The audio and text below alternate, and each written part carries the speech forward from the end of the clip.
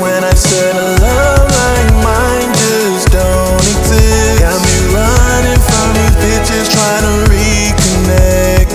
And I don't want your hug or kiss. I just want us to keep our... Hey, what's going on, people? My name is Terrell Andretti, and I'm the Narc's Nemesis. For those of y'all watching me on YouTube, make sure you like, comment, and subscribe to the channel. That helps YouTube's algorithm pick up this content and push it out to more people that need it. Somebody liked it for you, so make sure you like it for somebody. If you need a one-on-one phone session, the link is down below in the description. If you want to talk, if you want to vent, if you want to get more clarification on this information, or if you simply need advice custom made and tailor fitted to your specific situation, book a session. The link is down below in the description. If you want to donate to the channel, the link is also down below in the description. My new single, Romeo Must Die, it is available here on the channel and is also available on all streaming platforms. It is about the smear campaign and about enduring the smear campaign. Make sure y'all share it, send it to a friend, leave me some critique on the channel, and use it on TikTok and all that good stuff, and just make sure y'all digest that song for me. Today I'm gonna talk to y'all about feeling guilty for the narcissist's fate. A lot of us struggle with feeling guilty about what happens to them after we're gone, or even, after we discarded them or they discarded us. We still feel guilty about what happens to them, when we're not in the picture anymore. And a lot of that comes from us not distinguishing that who they were in the beginning of the relationship was you. That's why it seemed like y'all got along, y'all had this in common, y'all had that in common, y'all like the same food, y'all been to the same places or whatever. That's because they tailor-made that persona off of who you are.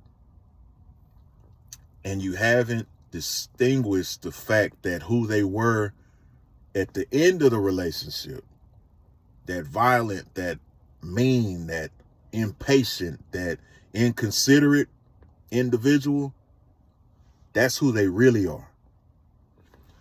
So we struggle sometimes because we bounce back and forth between who they were in the beginning and who they showed us throughout and at the end of the relationship, because it's like a mind fuck, because it's like, damn, are they this person or are they that person? Do I remember this person or do I remember that person? Or do I respect this person or do I not respect that person? And it's just back and forth.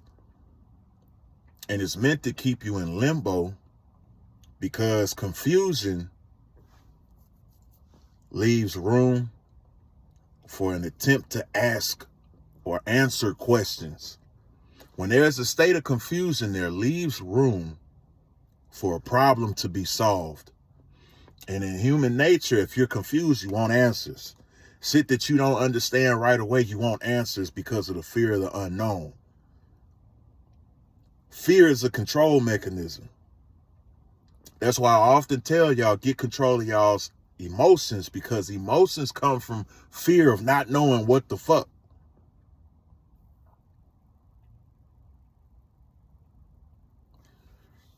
So we get caught in this fear, like, am I losing the good person in the beginning or am I getting rid of the bad guy in the end?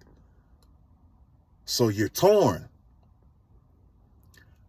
So there's still a fear of possibly losing that good person in the beginning. There's still a fear that that person in the beginning is homeless.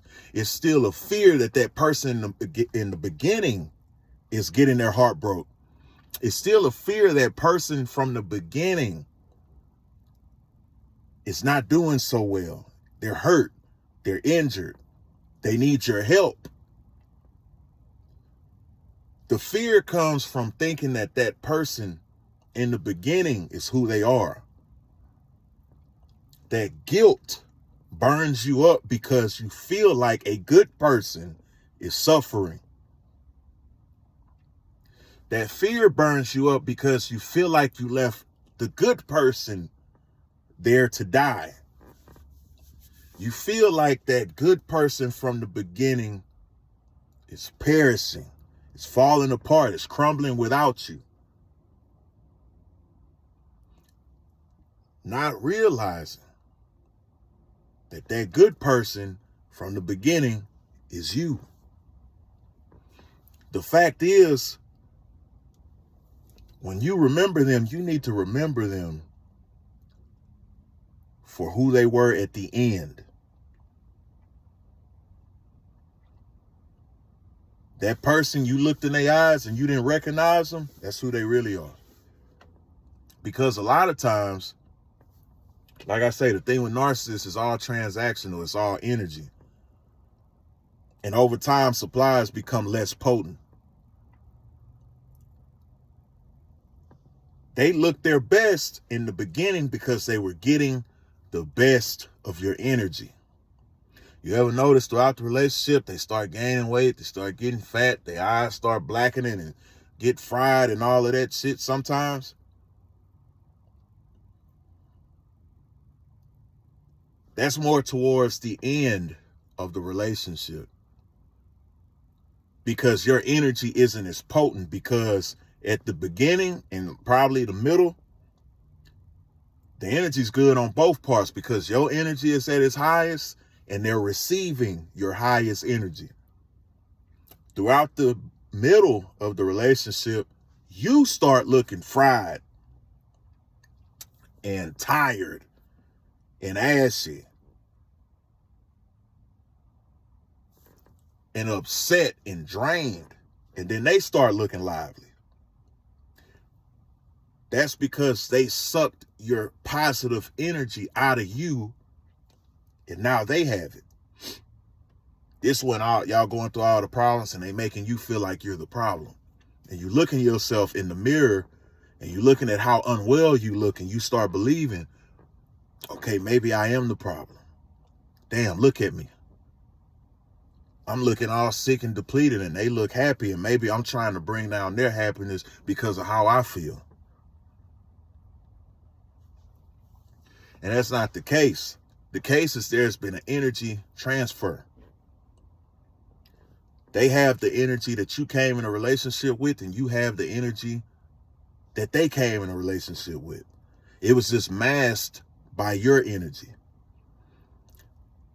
So now, at the end, your supply ain't as potent as it was, or you done start figuring them out and you done start tapping back into your energy. Because the thing about us is we get our energy from the source, the Most High. So we're able to rejuvenate that energy when it's depleted. We have a fire that never goes out. They don't operate like that because they're not connected to the same source. So now you're getting your energy back, or your energy is not strong enough to supply them anymore. So now they start shriveling up and shit. And now the true them without your energy is exposed. That's why you don't recognize them at the end. That's why you see that black in their eyes. That's why you see that spirit in their eyes. That's why they look like something else. Because that's who they really are. And that's who you have to remember. I can't feel guilty about leaving that behind. I can't feel guilty about leaving somebody who left me for dead behind. I can't feel guilty about leaving someone who I was sleeping side by side with each night, and I still felt like nobody was there.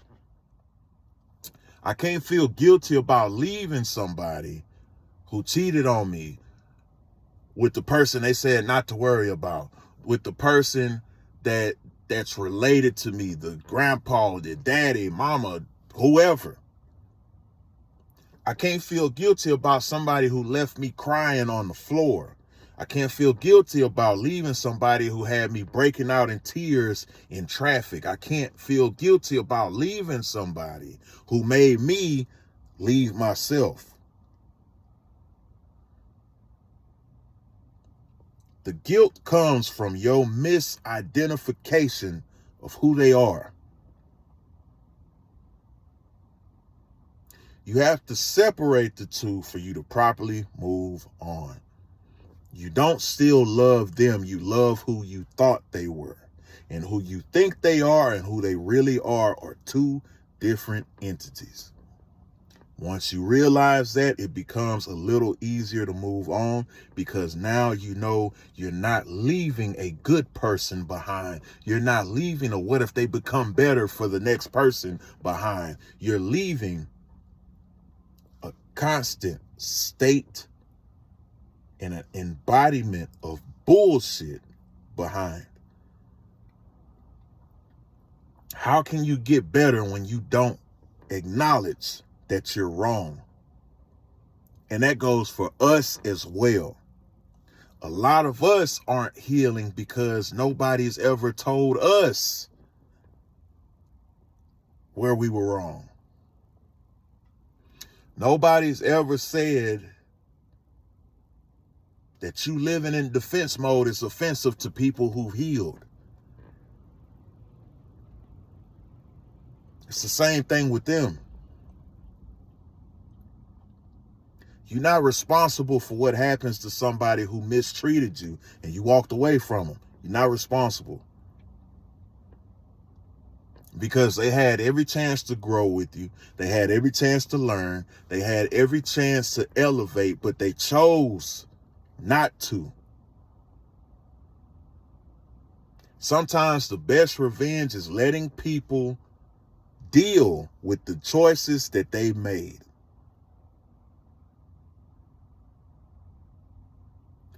Sometimes the best revenge is just letting people be themselves, and they'll automatically self-destruct, because